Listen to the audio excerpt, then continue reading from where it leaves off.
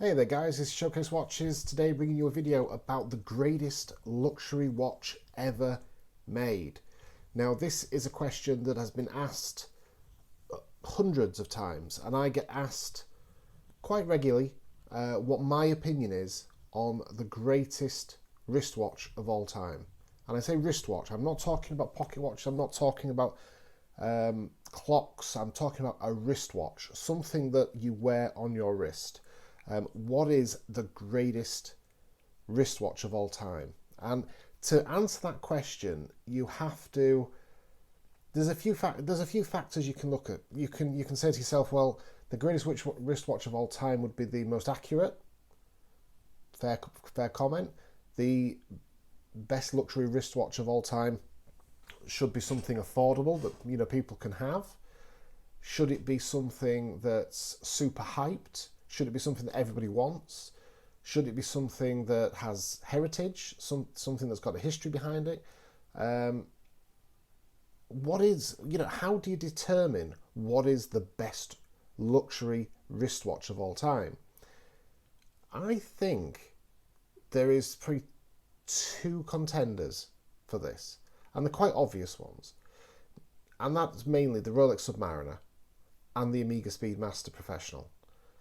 They are probably the most iconic watches of all time, wristwatches of all time. I can't think of another. You can argue the Navitimer's in there and the Blancpain 50 Fathoms is in there, and there's a few contenders, but none of them are heavy hitting like the Omega Speedmaster and like the Rolex Submariner. They are the two icons. Both of them are recognizable across a room to a watch guy. If you're in a room and you see someone with a Speedmaster, you know it's a Speedmaster. You see someone with a Submariner, you know it's a Submariner. They're instantly recognizable. People have heard of them. Even non-watch people have heard of them. The Omega Speedmaster is known by people who are not into watches. The Rolex Submariner is known probably more so than the Omega Speedmaster. Both of them have a lineage that goes all the way back to the 1950s. Both of them are icons, and they've both stayed true to their form. That they've both stayed true to what their roots are. The Omega Speedmaster is probably I think it is the only Omega in existence that is what it was back in the 1950s, and it's continued. Same as the Submariner. Today's Rolex Submariner. You put today's Rolex Submariner next to the 1950s Submariner, you can see the Submariner DNA, you can see it's been an evolution of that watch. Same as the Omega Speedmaster. You look at the original Omega Speedmaster from the 1950s, you look at today's Omega Speedmaster, you can see that evolution of that watch. So they're very, very similar in that way. And when somebody would ask me, what is the greatest wristwatch of all time? It's one of those two. So then it comes down to finer details. You start to think of other details in the equation. Water resistance. The Rolex Submariner is a perfect one and done watch. You can wear it every single day of your life. You have no real reason to take it off. You can sleep in it. You can shower in it. You can bathe in it. You can swim in it. You can work in it, you can work out in it, you can work in an office in it, you can wear it with a suit and tie, you can wear it with a shorts and t-shirt, you can wear it on the beach. You can do every single activity in life in a Rolex Submariner. The Omega Speedmaster is a little bit more limited. It's Hesselite glass for a start. Scratch is more easy. That being said, it's cheaper to replace, so if you do scratch it to hell, you can replace it quite cost effectively. It's not got the water resistance that the Submariner has. The Submariner is 300 meters. The Omega Speedmaster is 50 meters. The newest Omega Speedmaster with a caliber 3861, that is METAS and COSC certified, which means that it's actually been tested, properly tested. It's been submerged in over 50 meters of water. So the people who say the Omega Speedmaster is not water resistant, that's not entirely true. They have been tested. If you have an Omega Speedmaster within its 5-year warranty period and it leaks water, you send the watch back and tell Omega it's not 50 meters. They'll repair it free of charge.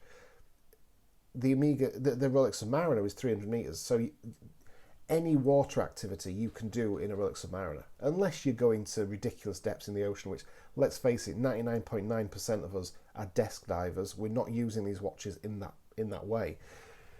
So the inconvenience of the water resistance on the Speedmaster's part, you can argue if you're going to go swimming, take the watch off. If you're going to go deep sea diving, take the watch off. Wear a Casio, wear a Seiko, wear something else. It doesn't have to have the water resistance to be the best luxury watch. Then it brings you to availability. Now, this is where the Omega Speedmaster pulls away from the Submariner significantly, because the Omega Speedmaster, you can walk into any authorised dealer and buy an Omega Speedmaster. You can walk into any Rolex authorised dealer and ask for a Rolex Submariner and lose your dignity and be laughed out of the store. So the Omega Speedmaster is extremely accessible. The Omega Speedmaster, you can pick up a pre-owned, this one that I'm wearing, which is the 1861 with the Hesalite glass. You can pick this watch up with the big box for around about the 3,500 region still. It's still achievable. 3,500 is the lower end. You can buy cheaper. You can get cheaper Speedmasters. This isn't the cheapest. You can get them down to 3,000.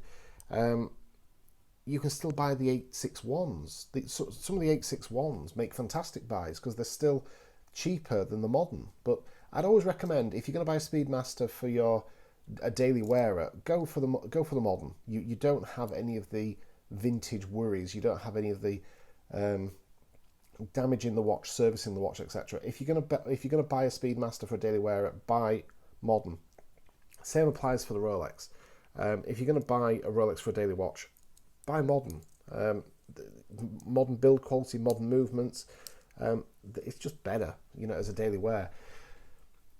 So the Omega Speedmaster is more accessible. It's more affordable. The Rolex Submariner is the bigger investment. You have to talk about investment when you talk about Rolex, unfortunately. The Rolex Submariner is the more investable one. You can pay, you can jump on the bandwagon, you can buy one, and you can ride that train for as long as you want. And there's a pretty fair chance that your investment is going to go up and up and up. How far up is anybody's guess. There's a potential that could crash. It's a bit like playing the stock market. You never know what's going to happen with the Rolex. Certainly for the immediate future, I can't see anything happening with Rolex, but who knows what 10 years' time brings. Pam, they had the watch market. They lost it. I don't think Rolex are in risk of losing it, but they're certainly in risk of being challenged. So who knows? If you invest in a Rolex Submariner, you could lose all your money. Doubtful, highly doubtful. You could make a lot of money, but who knows? An Omega Speedmaster, you can buy one on the pre-owned market very cheap. It's very cheap. That it's not cheap. 3,500 is a lot of money, but in terms of luxury watches, 3,500 isn't a great sum of money to buy a luxury watch. The beauty of it is if the arse drops out of Omega, if Omega become a horrendous brand that nobody wants to touch with a barge pole, that £3,500 watch is still going to be worth something. If the arse falls out of Rolex, and if you just bought a Rolex Submariner for 11, 12, 13,000, which is what they're currently going for, and the arse falls out of it, that watch could be worth 7 or 8. It could drop down to retail. It could drop below retail. Like I said, highly, highly unlikely. I can't imagine that situation happening, but who knows? Who knew 5 years ago that, a Rolex GMT would be fetching what it's fetching? 5 years ago, who knew the Submariner would be...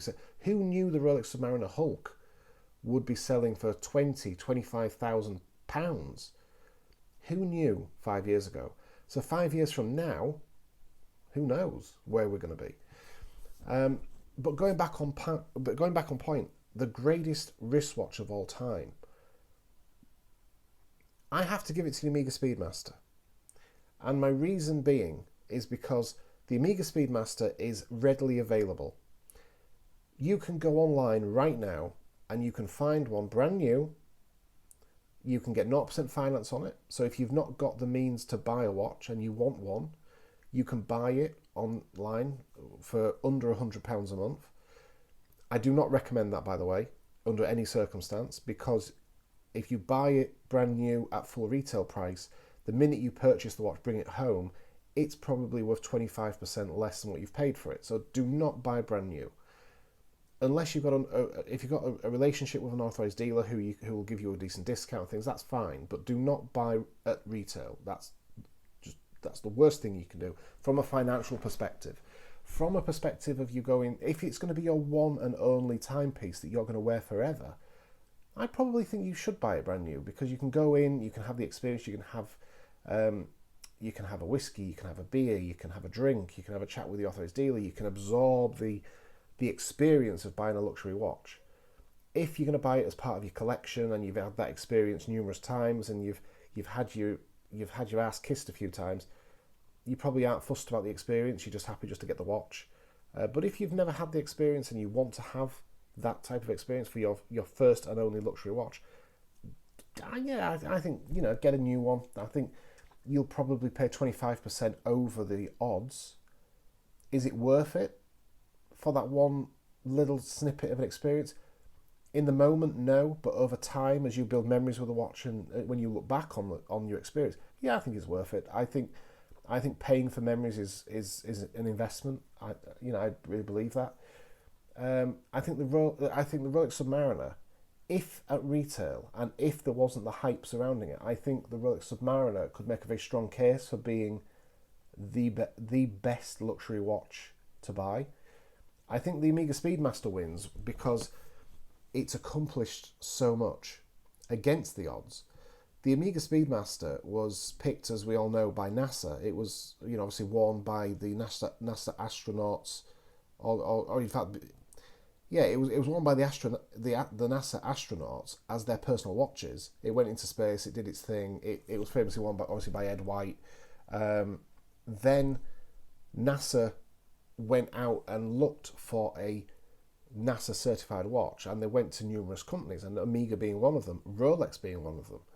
And NASA put these watches through stringent testing, and they chose the Speedmaster. The Speedmaster was the only watch to survive their shock testing, their temperature testing, all the tests that NASA did. The Omega survived, so the Omega became the certified NASA watch. And obviously, by this time, prior to the professional, they had the Ed White and so on, but then they came out with the 105012, which was the professional with the caliber 321. That was the one that the watch worn by Buzz Aldrin on the moon. That was the watch that was then worn by all the astronauts on the moon. It then went from the 105 to the 125. The 145. Beg your pardon. Went to the 145012 and so on. And they all carried the 321, then they went to the 861, then the 1861, now the 3861. There is a lineage there. There is a heritage to that watch, a huge heritage to that watch. And I don't think today's market price values accurately that heritage and lineage. I don't think to be able to buy this watch at £3,500 and buy all that history and all that heritage and all that coolness for £3,500, I think is a bargain. In luxury watch terms and in luxury watch figures, I think £3,500 for a watch with that type of heritage, I think is a bargain. The Rolex Submariner arguably has a good heritage. It's obviously the famous diver. It's been worn by hundreds of explorers exploring the depths of the ocean. It's been famously worn by celebrities. It's become an icon status. It's become an investable watch. There's a lot to be said for a Rolex Submariner, and it is a very close contest between the Submariner and the Speedmaster as to which one comes out on top. I think the fact that the Omega Speedmaster is such good value, it's obtainable, makes it the best watch. Because if somebody currently, let's say for argument's sake, we have somebody out there right now watching this video who has a Casio, a Citizen, a Tissot, a Seiko, whatever it may be on their wrist, and they dream of having a luxury watch, but they don't have endless money. They don't have the finances to fund a £30,000-40,000 watch or even a £10,000 watch. The Omega Speedmaster is achievable because they're out there for £3,500 with dealers. Even if they don't have the £3,500 in the bank there and then, these dealers do offer finance deals, so you can get 0% with some of these dealers. You can get decent APRs, rates of finance. So it's achievable. The Rolex Submariner, every day that passes, the Rolex Submariner is getting further and further out of people's grasp. And I include myself in that. I love the Rolex Submariner, but every day that passes, if I wanted one, if I cash out today, but then want to buy back in 6 months, the watch has jumped up probably 1,000 by then. So every day that passes, that watch is getting further and further away from the average working man's pocket. Whereas the Omega Speedmaster Professional, yes, it's going up in value. Omega put roughly, say, 5% increase per year. It's little increments, not big hype increments. The Rolex watches jump in hype. Take the 41mm Oyster Perpetual, the Tiffany dial. Who knew that a £5,000 watch, a mass-produced watch like that, which 2 years ago the Oyster Perpetuals were not loved. People didn't really want them. They were a Rolex, they were a good watch. Nobody really loved them. Nobody really gave them respect or attention. As soon as Rolex changed the dial colours, people went nuts for them. And as soon as there was a whisper that one of them was going to get discontinued, it went berserk and it just went crazy prices. This is the craziness, and this is why. Check out my other videos, guys. I have a rant about this on most of my videos, but the Omega Speedmaster, I think, is the best luxury watch to buy if you want one and done, if you want one as a part of a collection. The Omega Speedmaster is one of the only cheaper luxury watches you can buy that somebody with a £1 million collection would add, or one of the only ones. So what I mean by that is there's some people out there who will collect watches who might have £1 million or more in a safe of watches or in a box of watches, and they'll have Patek Philippe, they'll have APs, they'll have VCs, they'll have batches full of Rolex. I pretty much guarantee they'll probably have a Speedmaster in there as well, which that is hats off to the Speedmaster. If the Speedmaster has the heritage and it's got the history and it's got the cool factor to be in a collection of watches worth £1 million, that's hats off to Omega for that watch. Yes, the Rolex Submariner would also be in that same collection, nearly certainly, because it's an investable watch, it's a hyped watch, it's a flexing watch. The Omega Speedmaster is just a little bit more understated and a little bit more subtle. I think the Omega Speedmaster Professional with the Hesalite crystal, whether it be the 321, the 861, the 1861, or the 3861, whichever one you go for, I think they're all perfect watches. I think they're brilliant watches. I think which one you go for is entirely up to you. If you are a purist and you enjoy the purist side of it, then go for the 321. Go for a vintage if you're going to wear it on weekends or special occasions. If you're wanting to wear it on a regular basis, go for something like the Ed White, which is 321. You're paying a lot more money. You're paying north of £12,000 to £15,000 for one of those, so bear that in mind. If you're looking one for a daily wearer, the 1861, which is the one I'm wearing now, is a fantastic watch. The 3861 has hacking, which means you can stop the seconds hand. It's more accurate. It's METAS and COSC certified, so it's a master chronometer. It's a lot more accurate. It's anti-magnetic to 15,000 Gauss. As a daily livable watch, the 3861 Speedmaster is probably the best watch to go for of the line. The 1861 is a bit cheaper. It's just a bulletproof workhorse movement. The other beauty of the Omega Speedmaster is if, like me, you were born in the 80s, you can buy an 1980s birth year Omega Speedmaster 861 cheap. You look at trying to buy a birth year Rolex Submariner, you're paying huge money. you look at like myself, if I was born in 1984, if I could find a 1984 Rolex Submariner 5513, I'm paying 20,000. If I want a 1984 Speedmaster with a caliber 861, I'm paying 4 for that watch. So you can own a birth year watch quite cheap. I just think there's so many things going for the Omega Speedmaster. The biggest negative for the Omega Speedmaster, and the only negative I can really think of, the water resistance, 50 meters. If Omega could address that and give it 100 meter water resistant, I think that the Omega Speedmaster would be not only the best luxury watch, it's the ultimate luxury watch.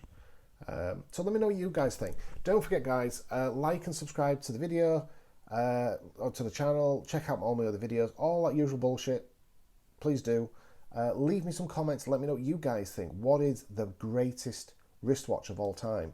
I'm saying the Omega Speedmaster. What do you guys think? Thank you so much for watching, and I'll catch you in the next one. Take it easy, guys. This is Showcase Watches signing off.